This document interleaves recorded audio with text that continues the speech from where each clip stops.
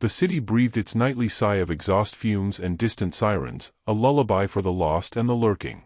Nestled in a seam between the financial district's glittering arrogance and the industrial dock's grim resolve was the Midnight Diner, a box of warm light in the encroaching dark.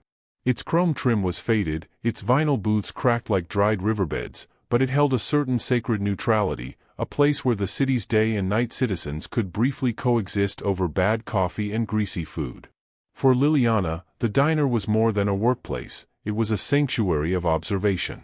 She was a specter in a starch-stiffened uniform, her movements fluid and silent, her presence so unassuming it often went entirely unregistered. This was a skill, honed not from apathy but from necessity. To be seen was to be assessed, and to be assessed was to be vulnerable. She navigated the space by reading the subtle currents, the tension in a shoulder, the flicker of an eye, the specific weight of a silence. She knew the regulars not by name, but by their tells. The most significant of these was the man in the corner booth, the one whose arrival caused the very air in the diner to thicken. Viktor Sokolov. He never sat with his back to the door, his large frame positioned to command a view of the entire room. He was a study in controlled power, his suits a dark, expensive armor, his voice a low murmur that never needed to rise. His presence was an anchor around which the diner's other patrons subconsciously oriented themselves. Tonight, the atmosphere was different. The usual low thrum of tension was strung wire-tight. Viktor was not alone. With him was Luka, his underboss, a man whose charm was as sharp and dangerous as a straight razor. Luka smiled, he joked, he made easy conversation with the other waitresses, but Liliana's eyes, trained to see what others missed, noted the restless tap of his finger against his thigh, the too bright gleam in his eye. And then there was Misha, Viktor's personal shadow. A mountain of a man, he stood a few paces from the booth, his stillness more profound than any movement, his gaze a constant, sweeping threat assessment. Liliana moved through the diner, refilling cups, clearing plates, a silent film playing out before her. She saw the argument, though it wasn't loud. Viktor's jaw was tight, his responses to Luka clipped and cold.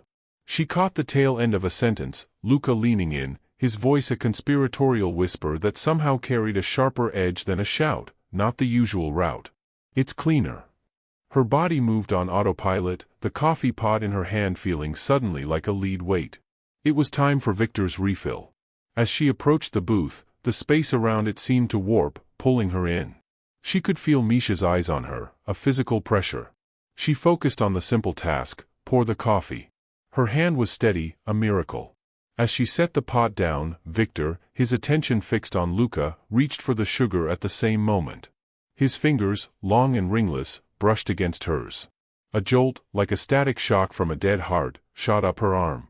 It wasn't romantic, it was primal, a lightning strike of pure, undiluted instinct. Their eyes met for a fractured second. In the deep, chilling gray of his gaze, she saw a flicker of something, annoyance, perhaps, but for her, the world had narrowed to that point of contact. The air grew thick, humming with a silent alarm. A cascade of images, feelings, half-formed thoughts flooded her mind, the nervous energy coiling off Luka, the phrase, not the usual route, the way his right hand had kept dipping towards his jacket, a tic she'd never seen in him before. It was a puzzle her conscious mind hadn't solved, but her gut, her ancient, survivalist gut, had assembled it in a nanosecond. Betrayal. The word echoed not in her ears, but in her bones.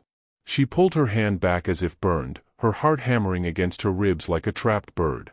She took a step away, then two, the distance feeling like a mile.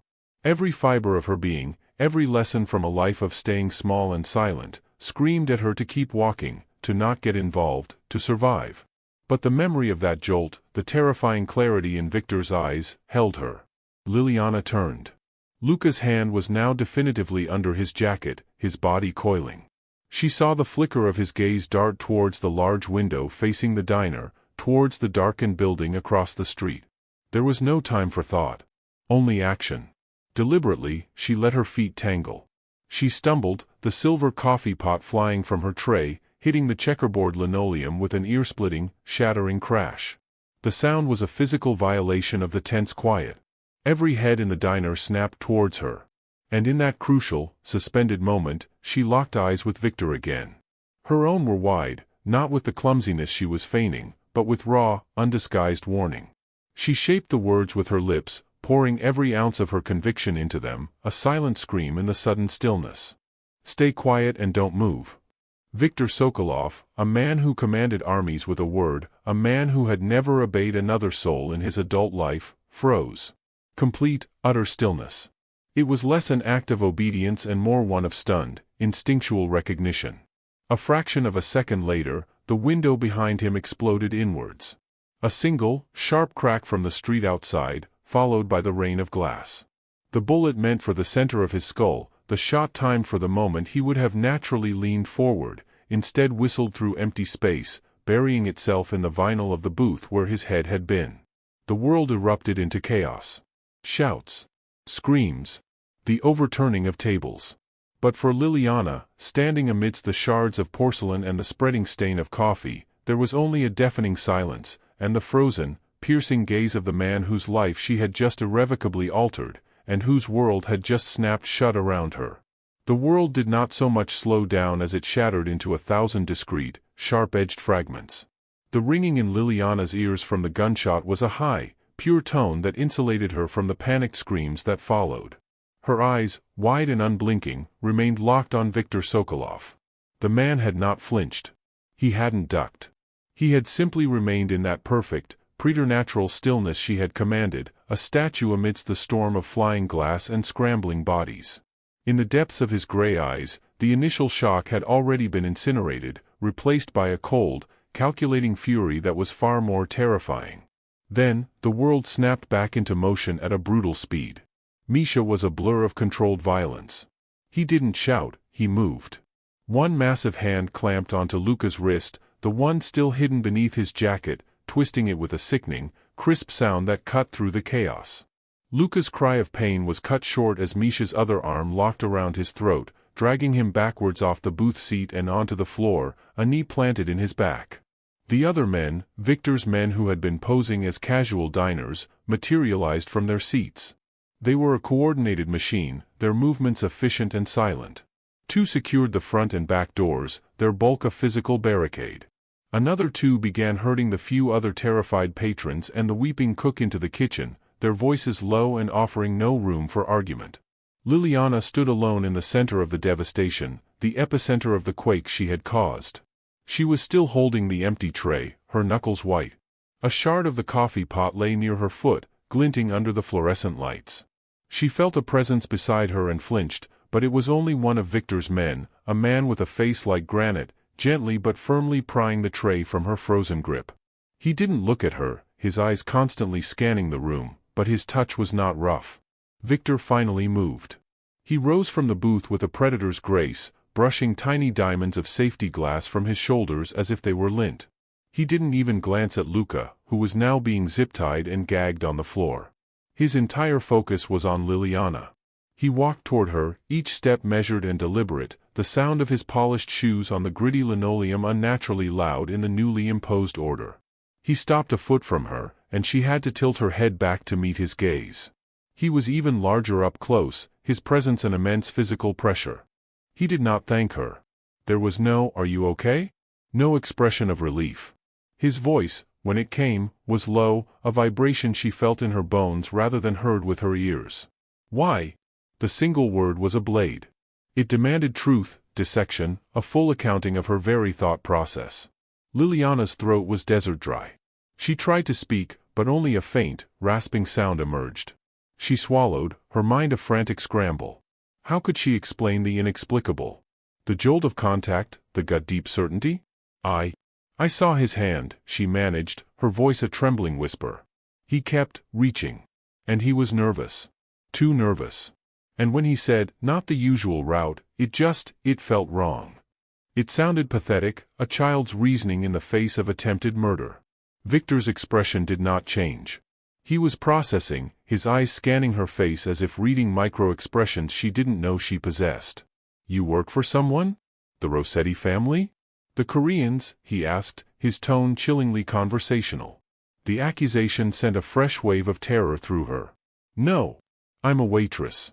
I work here. The plea in her voice was raw and undignified.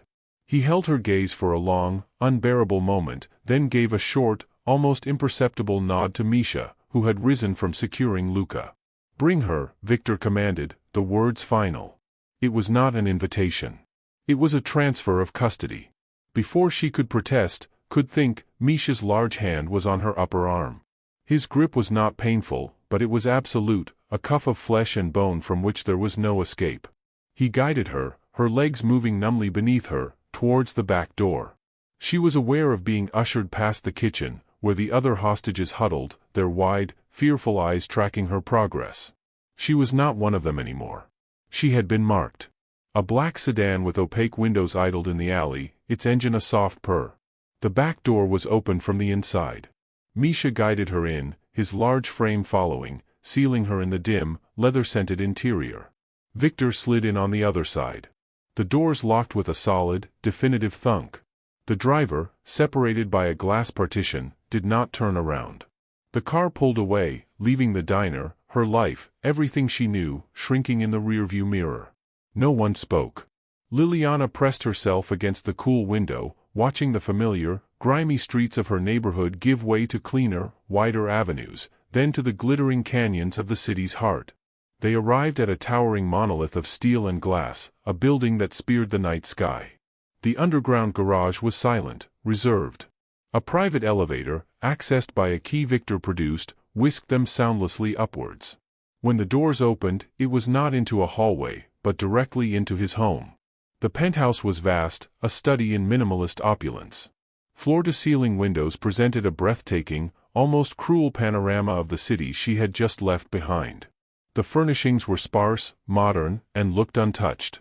There were no personal photographs, no knickknacks, no signs of life. It was less a home and more a command center, a fortress in the sky. The air was still and cool, smelling of lemon polish and something else, something metallic and clean, like the air after a storm.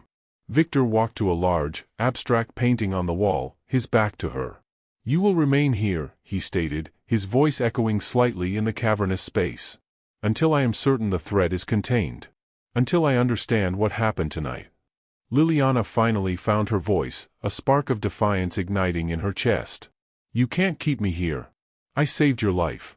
He turned slowly, and the faint spark was extinguished by the iceberg in his gaze. "That, little ghost, is precisely why you are here. A debt is owed. And until I decide the currency of its repayment, you belong to me." He gestured vaguely to the expanse of the room. "Make yourself comfortable. This is your gilded cage. Do not try to leave. The doors are biometric. The windows are armored. And Misha will be outside." With that, he turned and walked towards a distant room, leaving her standing alone in the center of the impossible luxury. She was adrift, a piece of driftwood caught in a tidal wave she never saw coming. The silence of the penthouse was deeper and more profound than any she had ever known.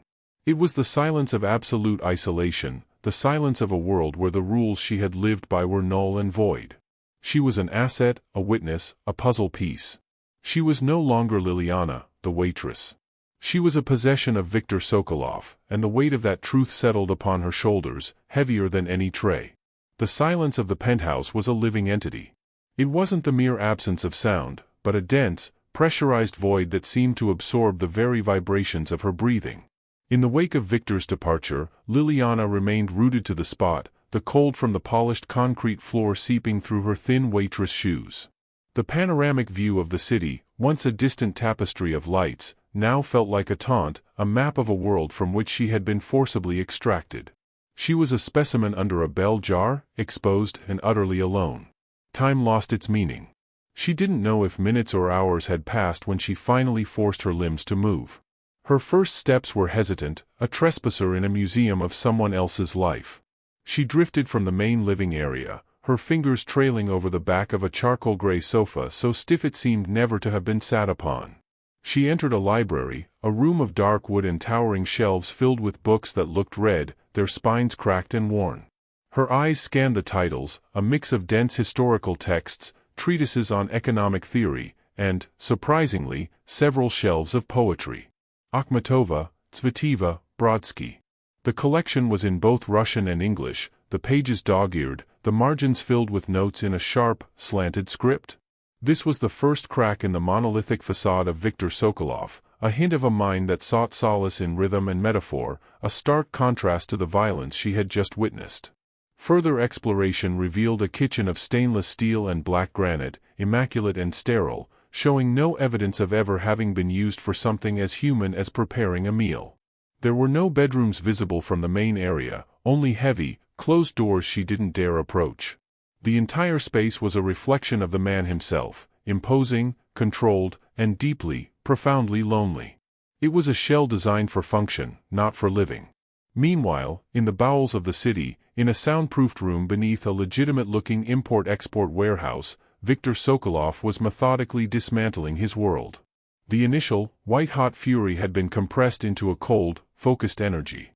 Luka, stripped of his charm and his arrogance, sat bound to a metal chair, his face a bloody mask. Viktor did not partake in the physical interrogation himself, that was a task for specialists. He stood in the shadows, his arms crossed, his eyes missing nothing. He was the architect of this deconstruction, directing the symphony of pain with quiet, precise words. Start with the accounts, he had instructed, his voice devoid of emotion. The ones in Cyprus. Trace the deviations. The information began to trickle, then flow, a toxic stream of betrayal. It wasn't just the assassination attempt. It was a cancer that had been growing for months. Luka, his most trusted, his brother in all but blood, had been skimming from the top, siphoning funds into shadow accounts. He had made secret deals with the Rossetti syndicate, offering territorial concessions in exchange for their backing in his coup. The not the usual route had been about Viktor's motorcade, a planned ambush that Liliana's intervention had foiled. Every piece of information was a turn of the knife, not in Luka's flesh, but in Viktor's soul. This was more than business, it was a personal, profound desecration of every oath they had sworn. He left the warehouse as the first gray light of dawn touched the skyline, the scent of blood and bleach clinging to his clothes. The city was waking up to its ordinary day, blissfully unaware of the tectonic shift that had just occurred in its underworld. Back in the penthouse, he entered as silently as a ghost. He expected to find Liliana cowering in a corner, or perhaps weeping by the window. He found her in the library. She was curled in a large leather armchair, one of his books of English poetry open in her lap. She had taken off her hideous diner uniform and was wrapped in a thick, gray blanket she must have found in a closet. She looked small and young, but not broken. There was a stillness to her that was not born of fear, but of a deep, weary absorption. She was reading a poem by T.S. Eliot, her finger tracing the lines. She looked up as he entered, her eyes wide but clear, the shock from hours before having settled into a watchful calm. He stopped in the doorway, the contrast between the world he had just left and the scene before him so stark it was disorienting. The blood on his knuckles, the echoes of screams in his mind, and this quiet girl surrounded by his books. He didn't speak. He walked to the sidebar and poured 2 fingers of vodka, drinking it in one swift, practiced motion. The burn was a familiar comfort. He could feel her gaze on his back. "Did you find what you were looking for?" Her voice was soft, but it didn't waver. He turned, leaning against the sidebar, studying her. "I found a rat's nest. Greed. Stupidity. Ambition." He swirled the ice in his glass. "The usual human failings. And him? Luka? He is being relocated." The finality in his tone left no room for further questions. There was a long silence, filled only by the faint hum of the city below. "You read Eliot?" he asked, the question seeming to surprise even him. "A little," she said, closing the book gently. "It's about fragmentation. The broken pieces of things." He gave a short, humorless laugh. "Appropriate." He pushed off the sidebar and walked towards her, not in a threatening manner, but with a weary curiosity. He stopped before her chair, looking down at the book in her lap. "You are not what I expected." "What did you expect?" "A hysterical woman. Demands for release. Tears." A faint, almost imperceptible smile touched her lips. "Tears are a luxury I ran out of a long time ago." He was silent for a moment, his intense gaze making her want to shrink back into the chair. But she held it. "Tell me," he said, his voice lower now, losing its sharp edge. "This instinct. This knowing. Where does it come from?" It was the first time he had asked not as an interrogation, but as a genuine inquiry. And in the strange intimacy of the pre-dawn light, surrounded by the ghosts of poets, the wall of her silence cracked. She looked not at him, but at the cityscape beginning to define itself against the pale sky. "I grew up in a house where being loud, being seen, was a sin," she began, her voice barely a whisper. "My father, his moods were a weather system you had to learn to read. A change in the way he held his fork, the specific sound of his footsteps on the stairs. Getting it wrong meant consequences. I learned to be still. To be silent. To notice everything. It was the only way to be safe." She finally looked up at him, her eyes holding a lifetime of old, carefully buried pain. "Tonight, with Luca, it was the same. I saw the storm in his eyes before the first cloud appeared." Viktor listened, utterly still. He saw not a waitress, but a survivor. A kindred spirit, forged in a different but equally brutal crucible. Her currency was not violence, but perception. Her silence was not weakness, but a deeply honed strategy for survival. In that moment, the dynamic between them shifted irrevocably. She was no longer just an asset or a witness. She was a puzzle he desperately wanted to solve, a quiet harbor in the relentless storm of his own existence. The cage, for the first time, felt less like a prison and more like the beginning of a very dangerous, and very intimate, conversation. The confession hung in the air between them, a fragile, shared secret in the sterile vastness of the penthouse. In the wake of her words, the silence felt different. It was no longer an oppressive force, but a charged space, humming with a new and dangerous understanding. Viktor did not offer pity or platitudes. He simply gave a slow, single nod, a silent acknowledgement from one survivor to another. The gray light of dawn fully claimed the sky, washing the room in a pale, unforgiving luminescence that made the events of the night feel both distant and hyperreal. He turned without another word and disappeared behind one of the heavy doors, leaving Liliana alone with the echo of her own vulnerability. The following days settled into a strange, suspended rhythm. Liliana existed in a state of limbo, a ghost in the machine of Viktor Sokolov's life. Misha, her ever-present sentinel, was a man of few words but surprising consideration. He brought her clothes that actually fit, simple, expensive garments of soft cashmere and fine cotton that felt alien against her skin. He provided meals from restaurants whose names she didn't recognize, food so artfully presented it felt like a shame to eat it. He was a wall of silent strength, and she found an odd comfort in his unwavering, non-threatening presence. He was following orders, but she sensed a grudging respect in his demeanor, a recognition that she was not causing trouble, that she was, in her own way, enduring. Viktor was a sporadic storm, entering and exiting the penthouse at all hours. Sometimes he was gone for a day and a night, returning with a fresh tension coiled in his shoulders and a darkness in his eyes that spoke of unpleasant necessities. Other times, he was present but distant, locked in his study, the low murmur of his voice on endless calls a constant underscore to her isolation. But increasingly, he would seek her out. Their interactions were no longer interrogations. They were tense, probing dialogues. He began to talk to her, not just at her. It started with small, testing revelations. He would return from one of his absences, pour a drink, and stand by the window, offering a piece of information like a thrown gauntlet. "The Rossetti family has lost 2 captains," he stated one evening, his back to her as he watched the city lights ignite. "It seems they were involved in a tragic accident with a shipment of unstable chemicals." He took a sip of his vodka. A messy business. Liliana, who was sitting on the sofa with a book in her lap, didn't look up. "Was it?" she asked, her voice calm. He turned, a faint, approving glint in his eyes. "It was necessary. To send a message. Clarity prevents future misunderstandings." Another time, he spoke of loyalty, a concept that seemed to both define and torment him. "Luca ate at my table. He held my son at his christening," he said, the words stripped of any identifiable emotion, which made them all the more heavy. "Loyalty is not a contract. It is a religion. When the faith is broken, there is only the fire."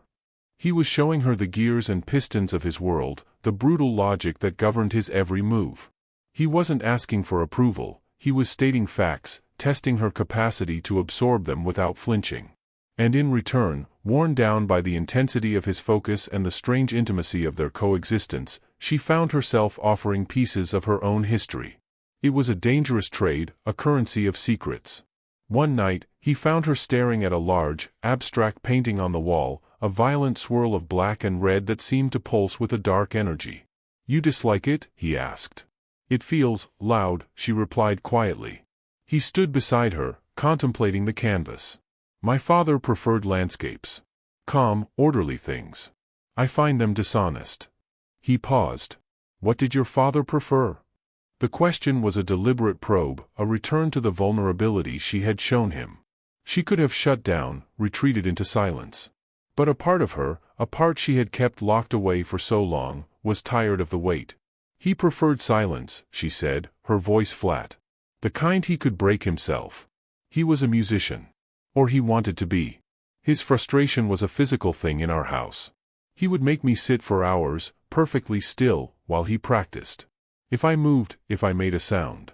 She trailed off, her hand unconsciously rising to touch a faint, almost invisible scar near her hairline. "I learned that my stillness was my only power. It was the one thing I could control." Viktor was watching her, his gaze so intense it felt like a physical touch. "Control," he repeated, the word tasting different on his tongue. "Yes. It is the only thing of any value." In that moment, the exchange felt complete. He had given her a glimpse of the monster he had to be in the world, she had given him a glimpse of the prisoner she had been in her own home. He saw the roots of her instinct, the years of training that had honed her perception to a razor's edge. She saw the roots of his ruthlessness, the understanding that in his universe, a moment of weakness was a death sentence. He didn't try to touch her. He didn't offer comfort. Instead, he did something that felt far more intimate. He reached out and very gently, his fingers brushed against the scar on her temple, a fleeting contact that sent a shockwave of something entirely new through her system, not fear, but a terrifying, electrifying recognition. "We are both architects of our own fortresses, Liliana," he murmured, his voice a low vibration in the quiet room. "Yours was built with silence. Mine, with fear." He withdrew his hand and walked away, leaving her standing alone before the violent painting, her skin tingling where he had touched her. The gilded cage no longer felt like it was meant to simply contain her. It felt like it was being remodeled, brick by painful brick, into a fortress they were beginning to share.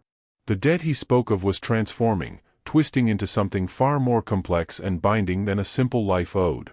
It was becoming a shared language of damage and survival, and she was terrified to realize she was starting to understand it perfectly. The air in the penthouse had changed. It was no longer the sterile, pressurized environment of a prison, but the charged, anticipatory silence before a lightning strike. The unspoken understanding that had grown between Viktor and Liliana now hummed with a tangible energy, a current that flickered whenever they were in the same room. He no longer simply observed her, he studied her, his gaze a physical weight that traced the line of her neck, the nervous flutter of her pulse. She, in turn, found her eyes drawn to him, cataloging the subtle shift of muscle beneath his tailored shirts, the rare, almost imperceptible softening of his mouth when he looked at her. The fortress walls were not just being shared, they were developing doorways, and neither was sure they wanted to close them. It was this new, dangerous dynamic that prompted his next move. "You will accompany me tonight," he announced one evening, his tone leaving no room for debate. He stood before her, holding a long, black garment bag. "Wear this." Inside was not just a dress, but an arsenal of seduction. A gown of deep crimson velvet, cut with a severe, architectural elegance that whispered of immense wealth and unassailable power. It was a uniform for a world she had only glimpsed through the diner's greasy windows. As she slipped into it later that evening, the fabric clinging to her like a second skin, she barely recognized the woman in the mirror. The timid waitress was gone, replaced by a creature of stark, haunting beauty, her eyes wide and dark with a fear she could not name. Misha, waiting to escort her to the car, gave a slow, approving nod, a silent testament to the transformation. The venue was an exclusive, subterranean auction house, a world of gilded opulence and whispered fortunes. The air was thick with the scent of expensive perfume, old money, and underlying menace. This was not the world of corporate philanthropy, this was a gathering of predators, trading in stolen art, illicit antiquities, and favors that carried the weight of lives. Liliana's entrance on Viktor's arm was not discreet. A ripple of attention followed them, a sea of calculating eyes assessing the unknown woman at the Sokolov Don's side. He kept her close, his hand a firm, possessive brand on the small of her back, guiding her through the throng. He was playing a game, using her as both a shield and a provocation. By presenting a new, mysterious companion, he was sending a message. He was unshaken, confident, already moving beyond Luca's betrayal. He introduced her to no one, her anonymity a weapon in itself. She felt the stares, the cold appraisal of men with shark's eyes and the thinly veiled jealousy of their polished companions. She said nothing, letting her silence and her unnerving stillness become a part of her armor, just as Viktor did. She watched him navigate the room, his charm a cold, sharp instrument, his smiles never reaching his eyes. She saw how men straightened in his presence, how conversations hushed, how offers were made not with words, but with subtle inclinations of the head. It was during a lull, as Viktor was engaged in a quiet, intense conversation with a man who had the pallid complexion of a cave-dwelling fish, that Liliana's honed instincts prickled. A man across the room, too lean, too focused, was watching Viktor with an intensity that had nothing to do with business or awe. His hand was tucked into his jacket, his posture coiled. It was the same tell she had seen in Luca. A cold certainty washed over her. She didn't panic. She didn't gasp. She simply shifted her weight, leaning slightly into Misha's immense bulk where he stood a pace behind them. "The man by the marble column," she murmured, her lips barely moving, her eyes fixed on a point across the room as if admiring the architecture. "Gray suit. His right hand hasn't left his jacket since we arrived." Misha didn't look. He didn't need to. He gave a low, almost inaudible grunt of acknowledgement. A moment later, he was gone, melting into the crowd with a startling grace for his size. Not 5 minutes later, there was a minor commotion near the entrance, a quickly hushed argument, and the man in the gray suit was being firmly, discreetly escorted from the room by 2 of Viktor's other men. The threat vanished as silently as it had appeared. When Viktor finished his conversation and turned back to her, his eyes held a new, fierce light. He had seen the entire silent transaction. He didn't thank her. He simply took her hand, his fingers intertwining with hers in a grip that was both possessive and shockingly intimate.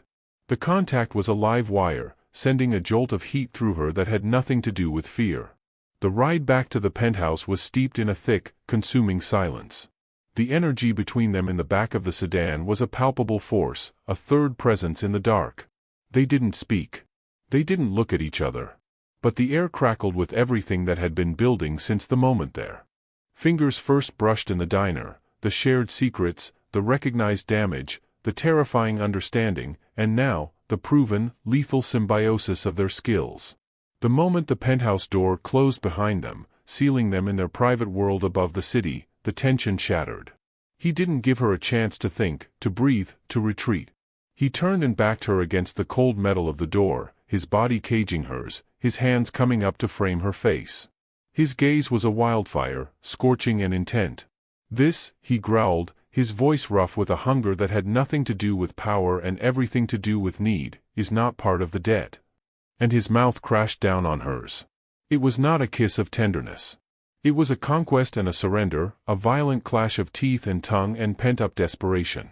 It was the breaking of a dam, releasing all the unspoken words, the shared trauma, the terrifying attraction into this single, consuming act. She didn't fight him.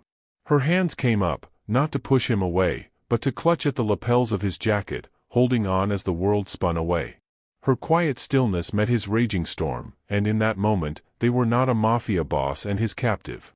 They were 2 broken souls recognizing their matching pieces in the dark, and the force of that recognition was devastating. It was a promise and a condemnation, all sealed with a kiss that tasted of vodka, velvet, and the bitter, intoxicating flavor of a point of no return. The world had narrowed to the space between his body and the door, to the taste of him, vodka and something darker, something uniquely Viktor, on her tongue. The kiss was not an end but a cataclysm, an earthquake that reshaped the very geography of their relationship. In the days that followed, the penthouse was transformed. It was no longer a cage or a fortress, but a sanctuary for a dangerous and burgeoning obsession. Viktor's touch, once a thing of calculated possession, became laced with a raw, almost desperate hunger. He would watch her with a focus that stripped away every layer of pretense, as if he were trying to memorize the very rhythm of her breath. Their conversations grew longer, stretching into the early hours, a tapestry woven from the threads of his brutal world and her silent one. He spoke of his childhood in the frozen, ruthless streets of a city she'd only seen in films, of the old-world codes his father had hammered into him, of the crushing weight of the crown he wore. In return, she offered him the smaller, quieter pains of her past, the sound of a metronome ticking in a silent house, the specific shade of her mother's fear, the way she learned to make herself small enough to be forgotten. It was a mutual unmasking, a terrifying and exhilarating intimacy that felt more binding than any lock or biometric scan. This new vulnerability, however, created a fault line, and Luka, even in his absence, found a way to exploit it. The call came to a disposable phone Misha had given her for emergencies only. She answered, expecting Viktor's low baritone, but instead heard the slick, venomous voice of the man she had helped to destroy. "Hello, little ghost. I hear you've been climbing into my old bed." The words were a stain in her ear. He didn't threaten her. He threatened the one fragile connection she had to the world before Viktor. Mrs. Gable, her elderly neighbor from her old apartment building, the woman who had given her stale biscuits and quiet, grandmotherly kindness, who had watched her trash can to make sure she got home safe. Luka had her. The message was simple, brutal, and effective: come to the old shipyards alone, and the old woman lives. Tell Viktor, and I'll send her back to you in pieces. A cold, clarity colder than any fear she had ever known, washed over her. This was her choice. Her battle. Viktor had taught her that clarity prevented misunderstandings. He would never negotiate, he would launch a war, and Mrs. Gable would be the first, inevitable casualty. He would see it as a necessary loss, the cost of doing business. But Liliana was not a Dawn. She was a woman from a world where you protected the few people who showed you kindness, no matter the cost to yourself. The love she felt for Viktor, a terrifying and undeniable force, warred with a loyalty to her own moral code. He had given her strength, and now she would use it to defy him. She moved with a stealth born of a lifetime of avoiding notice. She waited for the shift change of the guards, for the moment when Viktor was locked in his study, his attention consumed by the fallout of his ongoing war. She left the phone on her bedside table, a deliberate act of severance. Using the knowledge she'd passively absorbed from weeks of observation, the blind spots in the camera coverage, the code for the service entrance that Misha had thoughtlessly punched in one day, she slipped out of the penthouse. The city air, once a symbol of freedom, now felt thin and hostile.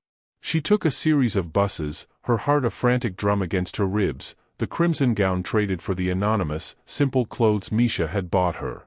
She was going back into the world, but she was no longer the woman who had left it. She was armed with the stillness of a survivor and the desperate love of a woman who had finally found something worth fighting for, even if it meant walking away from it. The shipyards were a skeleton of rust and shadows, the groaning of metal and the lapping of filthy water against decaying piers a symphony of desolation. Luka emerged from the darkness, flanked by two hulking men she didn't recognize. He looked gaunt, unhinged, his handsome face a mask of pure hatred.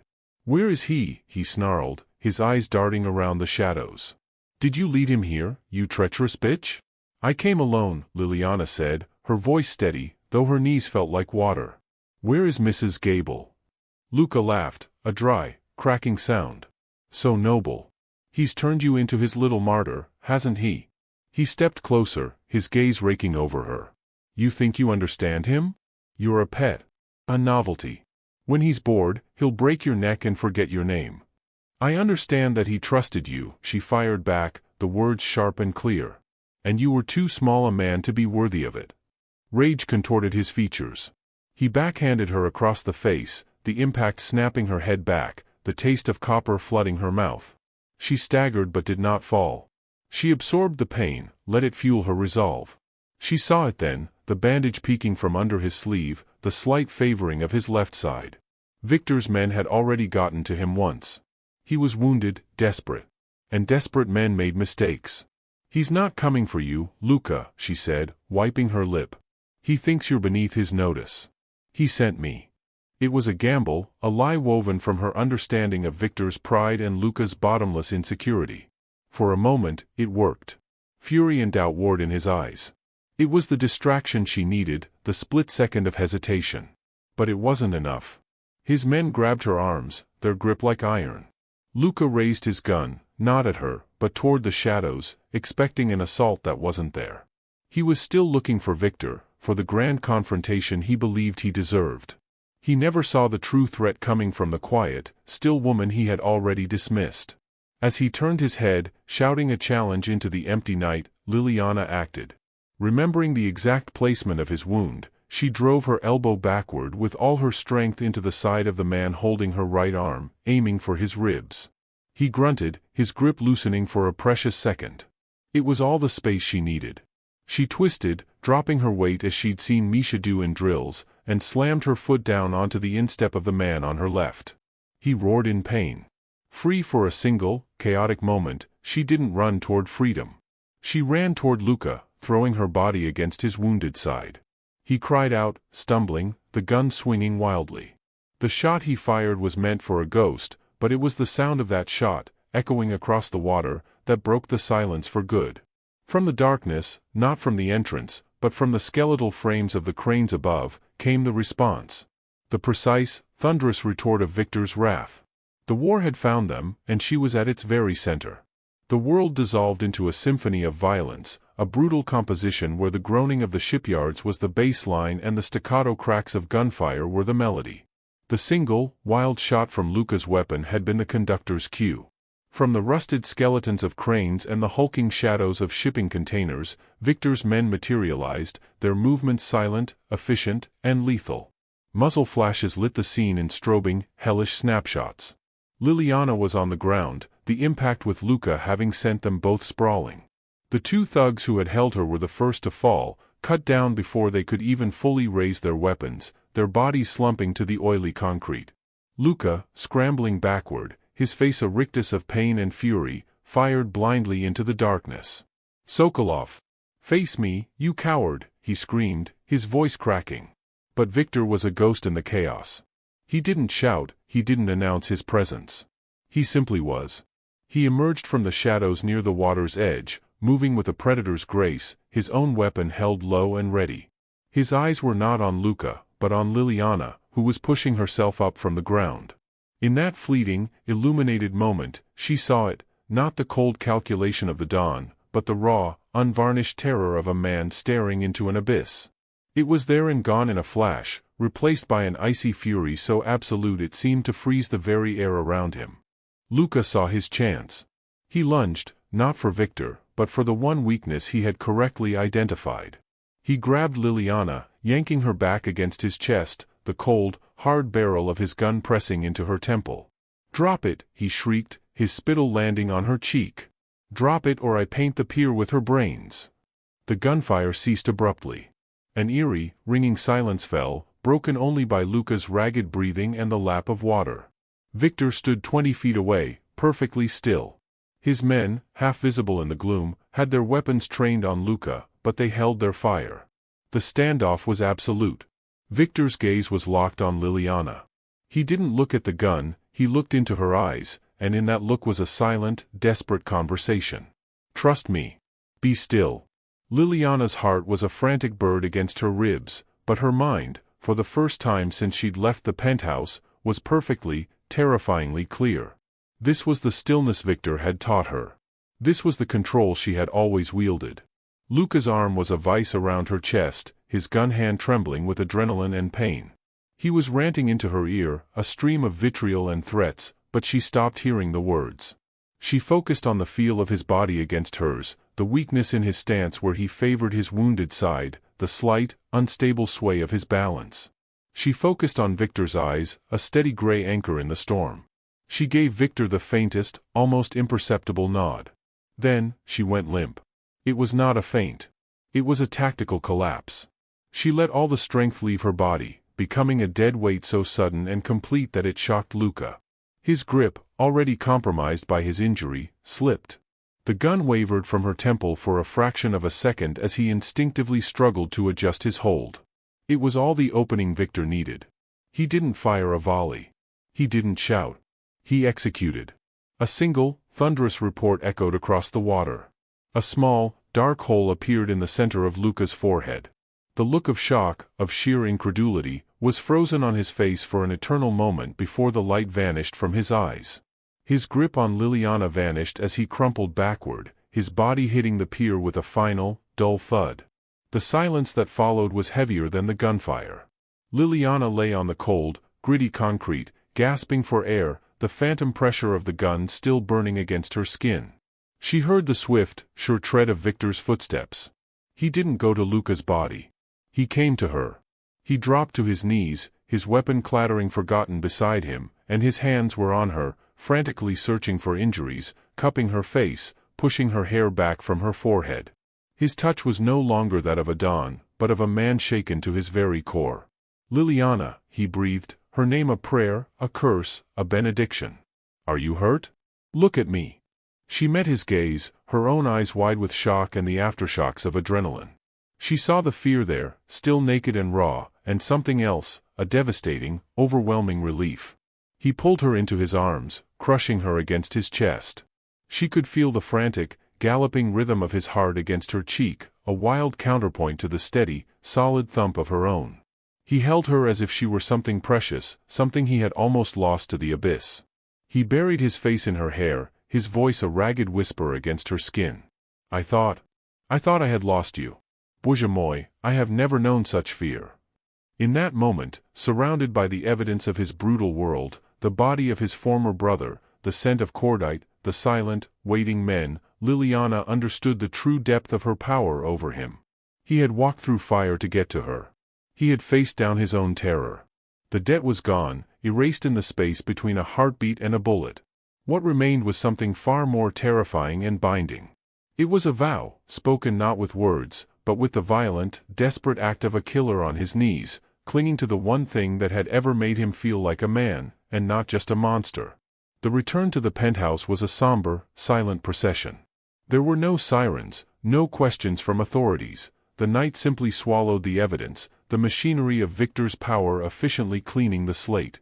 He held her in the back of the car, not with the possessive intensity of before, but with a quiet, almost reverent desperation, his arm a solid band around her shoulders, her head tucked beneath his chin. She could still smell the faint, acrid scent of gunpowder on his clothes, mingling with his own familiar, clean scent. They did not speak. Words were too fragile, too inadequate for the chasm they had just crossed. The silence was a blanket, a shared space for the aftershocks to slowly subside. Inside the fortress, the familiar sterile luxury felt different. The vast space was no longer a cage or a sanctuary, but a confessional. Misha, his expression grim, met them at the door. His eyes swept over Liliana, checking for injury, and he gave Viktor a single, solemn nod before melting back into the shadows, granting them the privacy they desperately needed. Viktor led her not to the sofa or the library, but to the master bathroom, a cavernous space of black marble and steam. He turned on the water, filling the room with a warm, misting fog, and began with trembling hands to gently wipe the grime and the single, stark streak of Luka's blood from her cheek with a damp cloth. His touch was infinitely gentle, a shocking contrast to the violence he had just perpetrated. She stood passively, letting him care for her, her eyes never leaving his face. When she was clean, he led her to the edge of the vast bed, sitting her down as if she were made of the most delicate glass. He knelt before her, still in his own blood-spattered clothes, and took her hands in his. He looked up at her, and the last vestiges of the dawn were gone. In their place was a man laid bare, his defenses annihilated. "My father," he began, his voice a low, rough scrape, "taught me that fear was the only currency that mattered. That love was a vulnerability, a crack in the armor for your enemies to exploit." He looked down at their joined hands, his thumbs stroking her knuckles. "He built this empire on a foundation of ice. And I believed him. I built my walls higher, made my heart colder. I thought it was strength." He lifted his gaze, and the raw pain in his eyes was a physical blow. "But tonight, when I saw that gun at your head, that was fear, Liliana. A fear so profound it felt like dying. It was not a tool. It was a torture." He was giving her the final piece of himself, the core of the iceberg hidden deep beneath the waterline. This was more intimate than any touch, any kiss. This was the surrender of his deepest held belief. "I have killed men for looking at me with disrespect," he continued, his voice gaining a fierce, possessive edge. "I have destroyed families for a fraction of the betrayal Luka committed. But the thought of a world without you in it, it is the only thing that has ever truly terrified me. You are not a weakness. You are the only strength I have ever known that did not come from the barrel of a gun." Liliana listened, her heart swelling with a painful, overwhelming ache. She saw the lonely boy he had been, groomed for brutality. She saw the isolated man he had become, a king in a castle of his own making, starving amidst his wealth of power. She brought her hand to his face, her fingers tracing the sharp line of his jaw, feeling the tension there. "My whole life," she whispered, "I was taught that to be still was to be safe. That to be quiet was to survive. You taught me that my stillness could be a weapon. That my silence could hold power." She leaned forward, her forehead touching his, closing the circuit between them. "You didn't keep me in a cage, Viktor. You saw the cage I was already in, and you were the first person who wasn't afraid to rattle the bars." A shuddering breath escaped him. He closed his eyes, leaning into her touch as if it were his only source of sustenance. "I will never cage you again," he vowed, his voice thick with emotion. "The doors are open. You can walk away. I will give you enough money to disappear forever, to live a life of peace, far from this darkness." The offer was genuine, and it cost him everything to make it. Liliana looked at the man kneeling before her, the killer, the monster, the lonely, broken soul who had just offered her his heart and his freedom in the same breath. She saw the blood on his collar and the devotion in his eyes. She saw the brutal world he ruled and the fragile sanctuary they had built together within it. She cupped his face in both her hands, forcing him to look at her.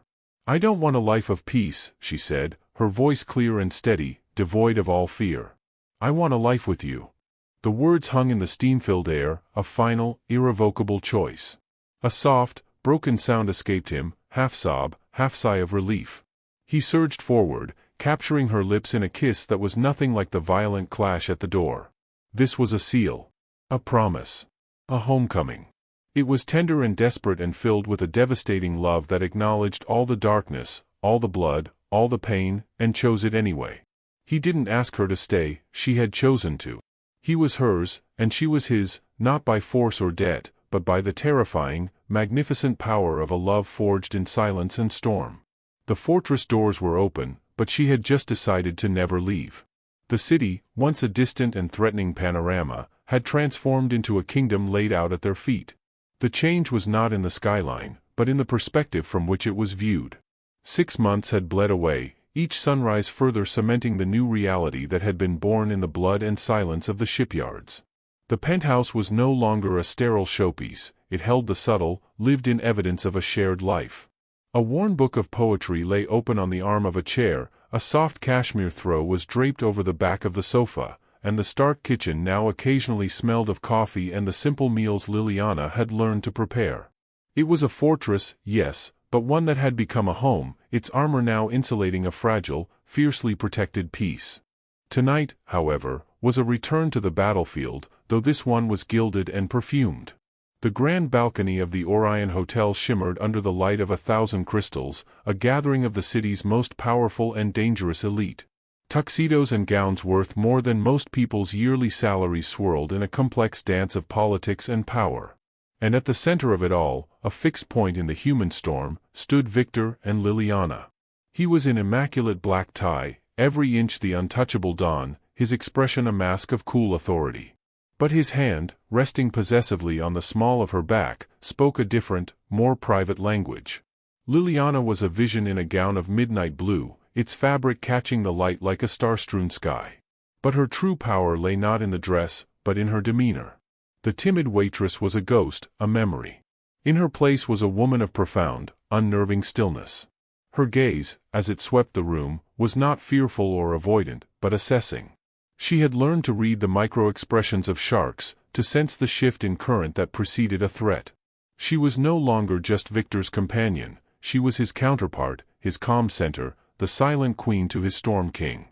A nervous industrialist, his fortune newly built on shaky alliances, approached Viktor, his smile too wide, his hands fluttering.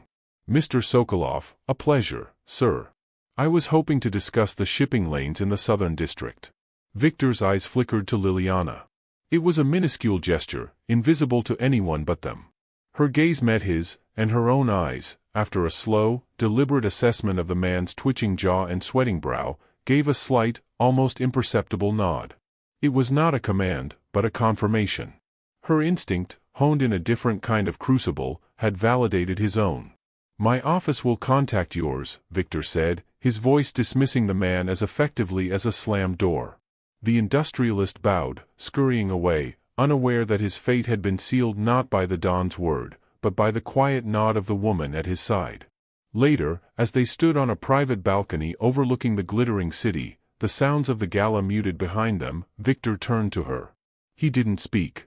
He simply looked at her, his gray eyes reflecting the city lights, and in their depths was a reverence that still had the power to steal her breath. He raised her hand to his lips, pressing a kiss to her knuckles, a gesture of old-world chivalry that was, from him, more intimate than any kiss. "My quiet queen," he murmured, the words a caress. "They see the power in my fist, but they have no idea that the true strength they should fear is the one that holds my heart." Liliana smiled, a rare, genuine expression that transformed her face. She leaned into his side, his arm encircling her, pulling her close.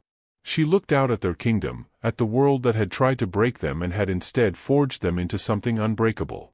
Her stillness was no longer a defense mechanism, it was a weapon. Her silence was no longer a prison, it was a throne.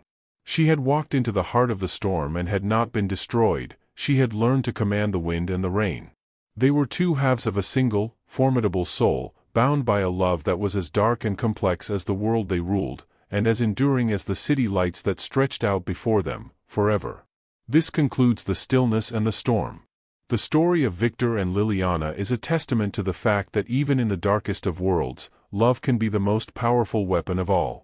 Their journey through betrayal, obsession, and ultimate devotion may have reached its conclusion here, but if you crave more tales where dangerous passions ignite in the shadows and love is a battle fought in silence and in fire, then your next obsession awaits. Subscribe for more dark romance outlines and stories that explore the razor's edge between desire and danger.